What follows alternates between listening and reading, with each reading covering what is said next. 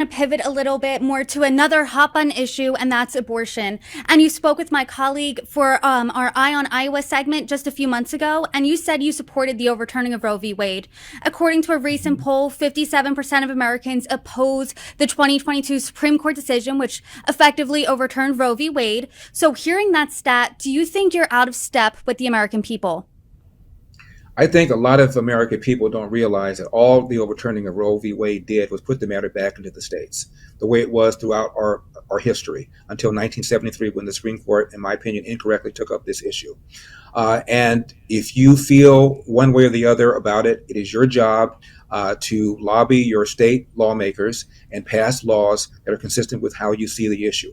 I happen to be pro-life, and I believe that women should have choices. I believe government's job is to protect the most vulnerable part of our society, and these are elderly people and children.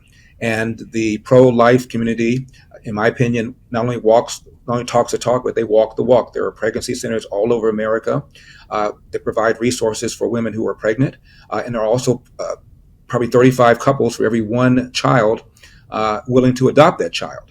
And so women have choices, and it's my job as a member of the pro-life community to explain these kinds of choices to women. When you're saying women have choices, are you saying abortion isn't one of those choices? In my opinion, abortion is a crime. In my opinion, abortion is homicide, and I'm adamantly opposed to it. And I think that my job is to inform women that they have other alternatives other than abortion. And also, it's interesting to me that our side is often asked about this, but the other side is never asked or rarely asked. At what point do you feel an abortion has gone to the point where to abort a child is a crime?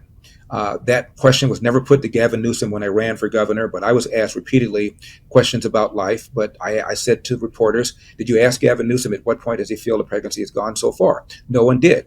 I recall during one of the debates, I think it was the 2020 debate, Bernie Sanders was asked this, and Bernie Sanders says it is up to the woman, really. So that means that you feel that Kermit Gosnell, the abortion doctor, Philadelphia abortion doctor, who's behind bars for performing late-term abortions at the request of women, should be set free, that he's a political prisoner. Nobody seems to ask the left these kinds of questions.